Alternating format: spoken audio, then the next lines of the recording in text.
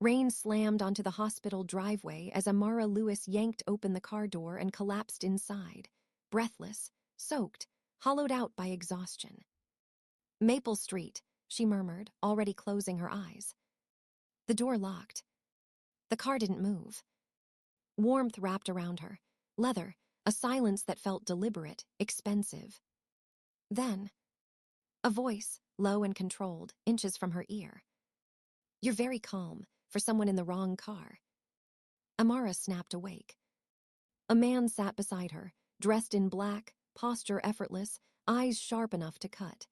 Passing streetlights carved his face into warning and shadow. "This isn't your ride," he said evenly, "and I don't usually allow strangers to sleep on my shoulder." Her hand flew to the door handle. It wouldn't budge. The driver's eyes met hers in the mirror, steady, alert. Waiting. Waiting for a single word. Her pulse thundered as the truth crashed into her chest. This wasn't an accident. It was a collision. I didn't see anything," she whispered. "I don't know who you are." The man studied her, then spoke softly. "If I were who you think I am, you wouldn't still be breathing." The car finally pulled into motion. And Amara understood. She had just entered the world of a man no one ever walked away from.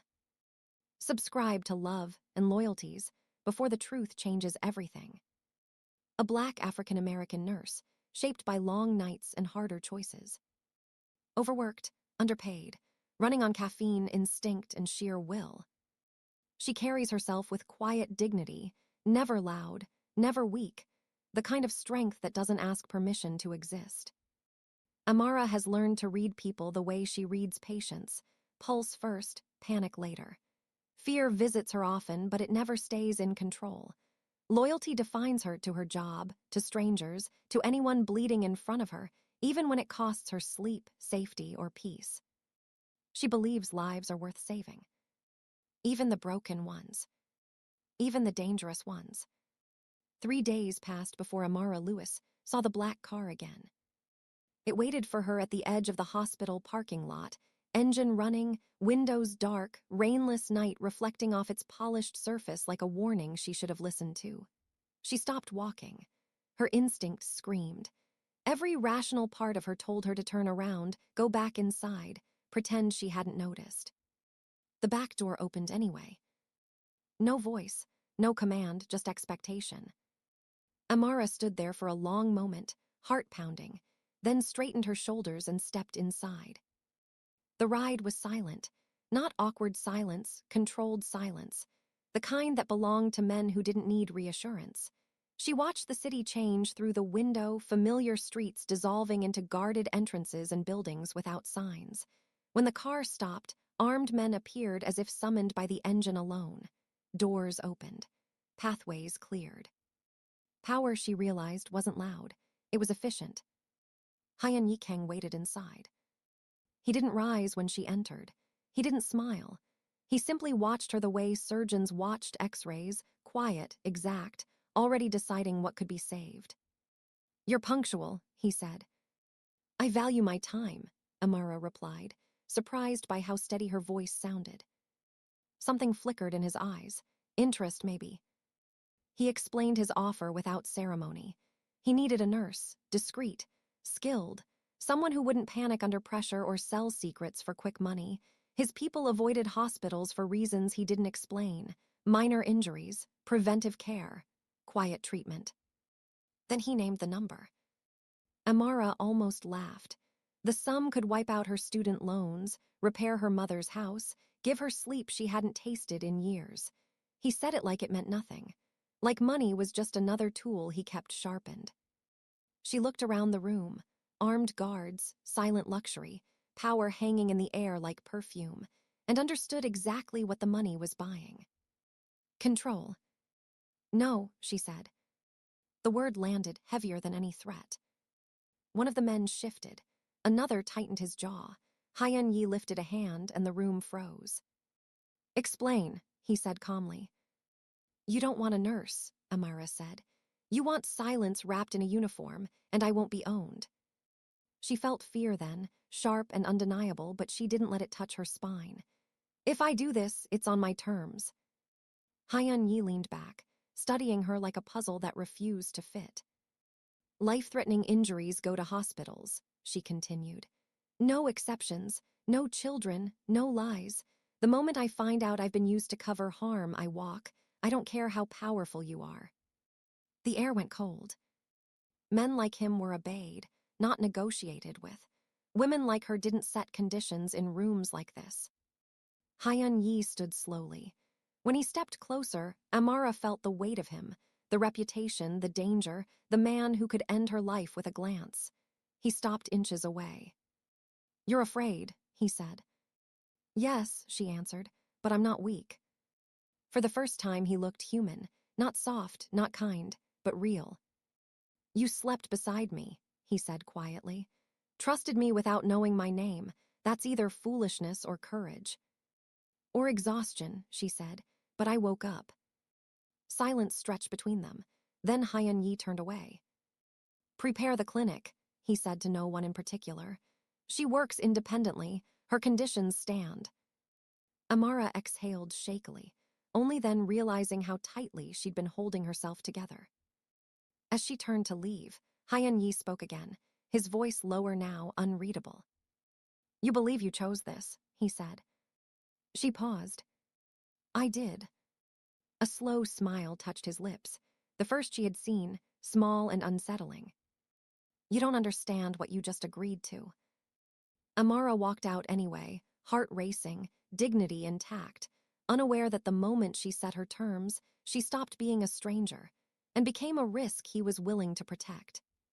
The clinic looked ordinary at first glance, white walls, clean floors, the soft hum of medical equipment, but everything beneath the surface was controlled. Guards stood just far enough away to pretend they weren't guarding anything. Doors opened before she reached them. People spoke in half sentences, eyes flicking to corners before finishing their thoughts. Loyalty here wasn't declared. It was assumed. Her first days passed in careful observation. Minor injuries, stitches, bruised ribs explained away as accidents that didn't quite convince. Hyun-yi never hovered. He never interfered. He simply appeared at the edges of rooms, leaning against doorframes, watching her hands as she worked, nodding how she spoke to patients, firm but gentle, unafraid. He tested her, without ever saying it was a test. Once he brought in a man with a fractured wrist and deliberately misnamed the injury. Amara corrected him without hesitation.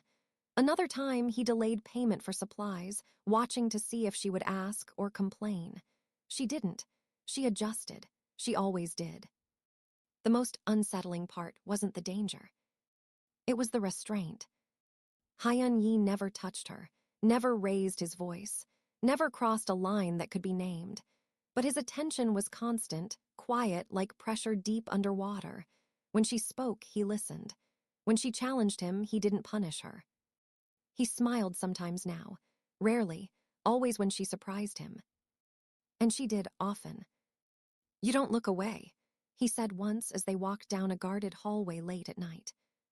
I'm not afraid of eye contact, Amara replied. It's people who don't want to be seen that worry me. He glanced at her then, something unreadable passing through his expression. Careful, he said. That kind of honesty is dangerous here. So is pretending, she answered.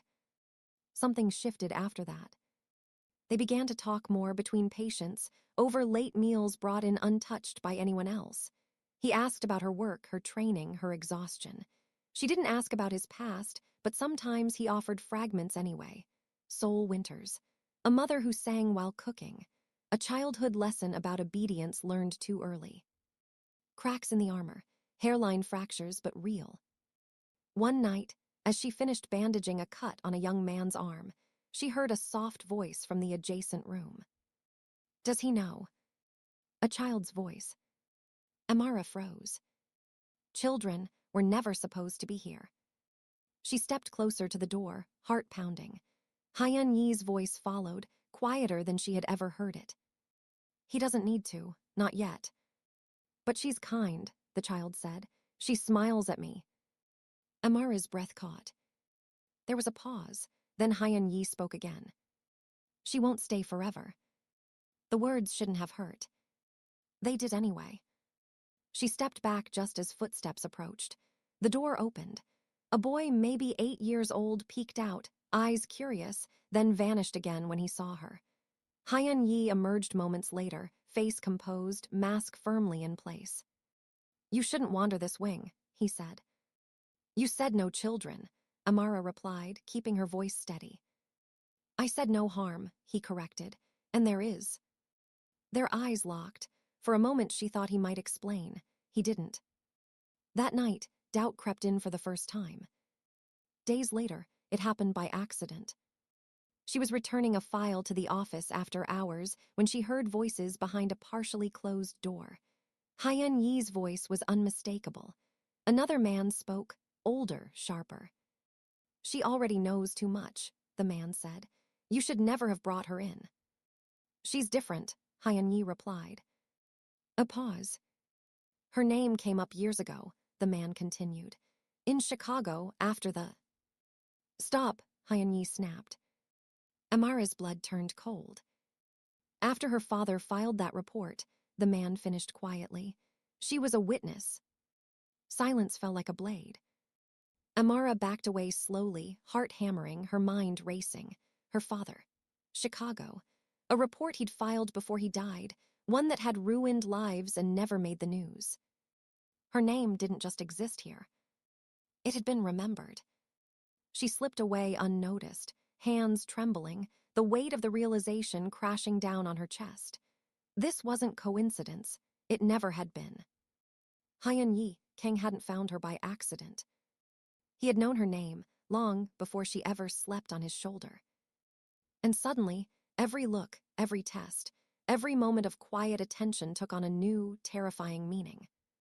She sat on the edge of her bed, fully dressed, the city humming outside her window while her mind replayed the overheard words again and again. Chicago. A report. Her father. Pieces she had spent years burying were clawing their way back to the surface, sharp and unforgiving. By morning, she knew one thing with terrifying clarity. Hyeon-yi Kang had never been a coincidence. She went to the clinic anyway. Not because she felt safe, not because she felt loyal, but because she needed answers and running had never been her way. The moment she stepped inside, she felt it, the shift. Guards straightened, voices lowered. Someone had already sensed the storm. Hyeon-yi was waiting in his office. "You're early," he said. "So were you," Amara replied, closing the door behind her. Her hands were steady, her voice was not. "Chicago, my father, say it out loud." The silence that followed was heavier than anything she had felt in his world so far. Hyeon-yi didn't pretend, didn't deflect. He exhaled slowly, like a man finally setting down a weight he'd carried too long. "Your father was brave," he said quietly, "and it cost him everything." The words detonated. Amara's chest burned as memories surged.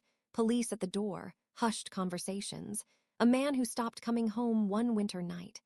Her father had filed a report against a Korean-linked organization tied to financial crimes and violence.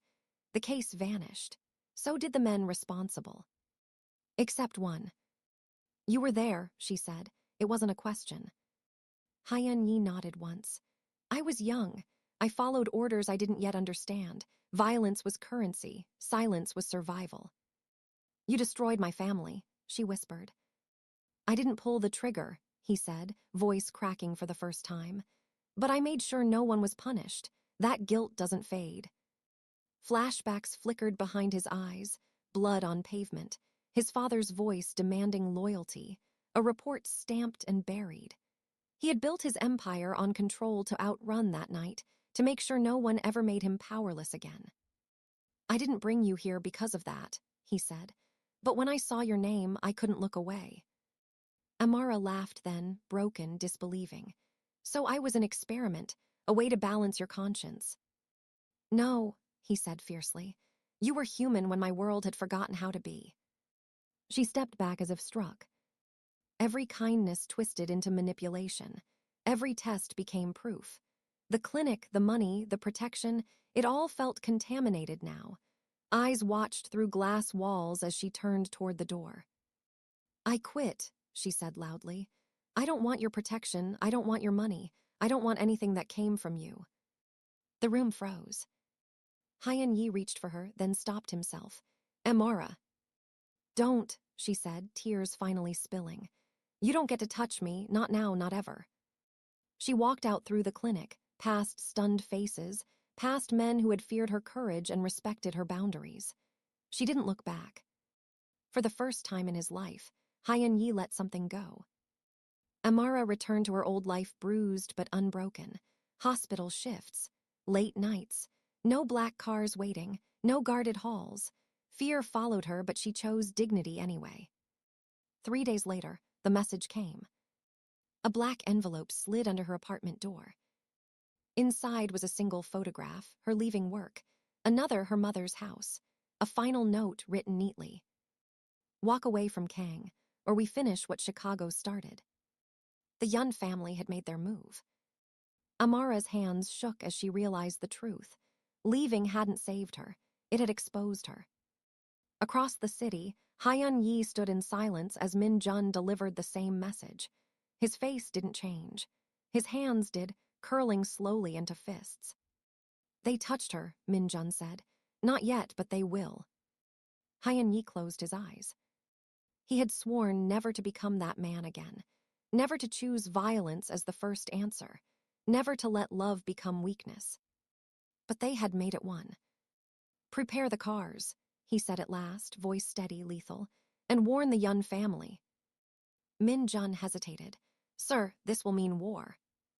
Hyan Yi opened his eyes, and whatever mercy once lived there was gone, replaced not by rage, but by resolve. "Then I choose," he said. And somewhere across the city, Amara stood alone by her window, unaware that the man she walked away from was about to decide the fate of them both. Hyan Yi Kang dismantled his empire the way he had built it, quietly, decisively, without asking permission. The first move wasn't violent, it was surgical. Accounts froze overnight, shell companies dissolved, roots went dark. Men who had sworn loyalty were given a choice: step away clean or be exposed publicly. Some cursed him, some begged. A few understood exactly what he was doing. He was removing the weapons from his own hands. By the third day, rumors spread through the city like fire. Kang was losing control. Kang was weak. Kang had gone soft. The Yun family took it as confirmation and made their move, calling a press conference they believed would end him. Hyan Yi arrived alone. No guards, no convoy, just a black suit and a man who looked like he hadn't slept in days. Cameras flashed as he stepped to the podium, the city holding its breath. This wasn't how kings appeared. This wasn't how monsters behaved. He began without notes. "My name is Hyan Yi Kang," he said evenly, "and I am responsible for crimes that were buried for too long." Gasps rippled through the crowd. He named names, dates, locations, his father's organization, his own role as an enforcer, then a shield. He admitted to protecting men who should have faced justice. He admitted to power built on fear. He did not excuse it.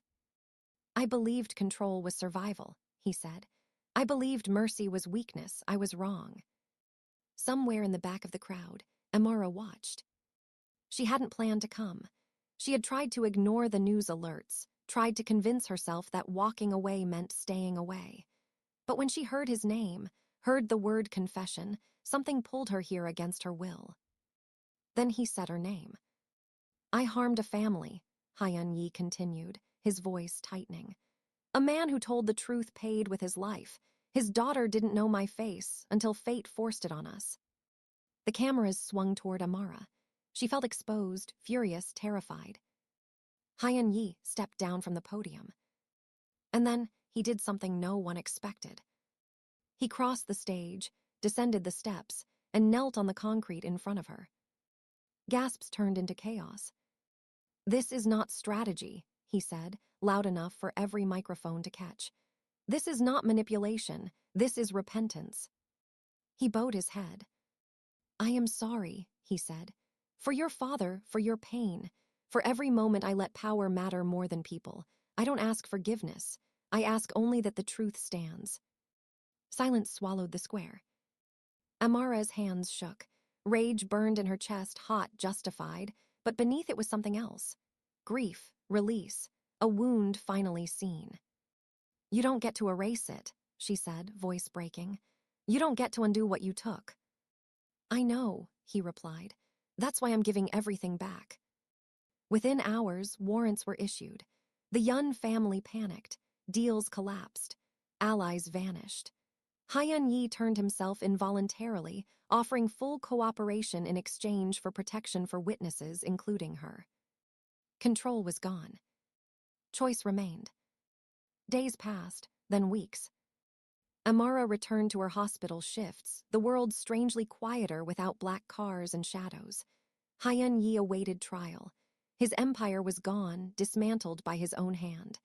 Letters came, never pleading, never demanding, just updates, accountability, silence when she didn't respond.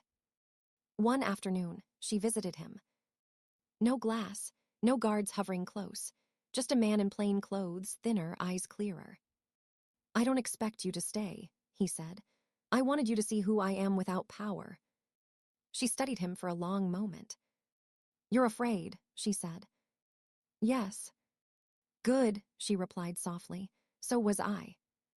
She didn't return because he knelt. She didn't return because he confessed. She returned because he let go. Months later, Hyun Yi walked free, not untouched, not forgiven by all, but changed. The city remembered him differently now, not as a king, not as a monster. As a man who chose love over control. On a quiet evening, Amara stood beside him on a balcony overlooking the city. No guards, no weapons, just open air and earned silence. Peace feels possible, she said. Hyun Yi nodded, for the first time. He didn't reach for her. She reached for him. And in that small, human gesture, everything finally felt real. Years later, the house on the quiet hill woke each morning to laughter instead of fear. Sunlight spilled across wooden floors.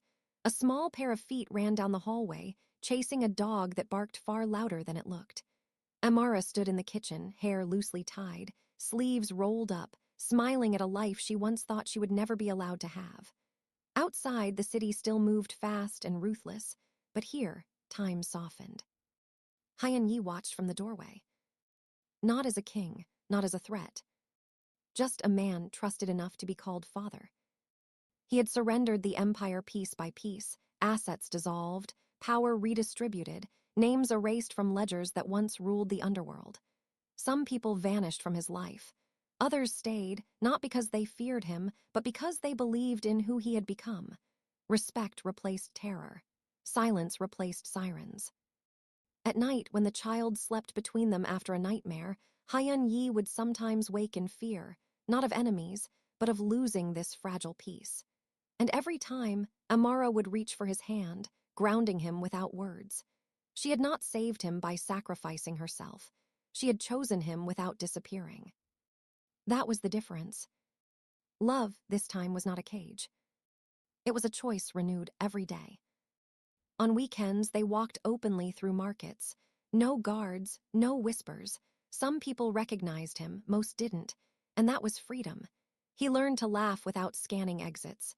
She learned to dream without bracing for loss. Their child grew up knowing stories, not of violence, but of redemption. Of a man who once ruled through fear and laid it down for love. Of a woman who refused to be owned, yet stayed. Loyalty was no longer demanded. It was earned. Power was no longer held. It was surrendered. And love, real love, was finally chosen. If this story touched your heart, subscribe to Love and Loyalties and comment which couple you want next.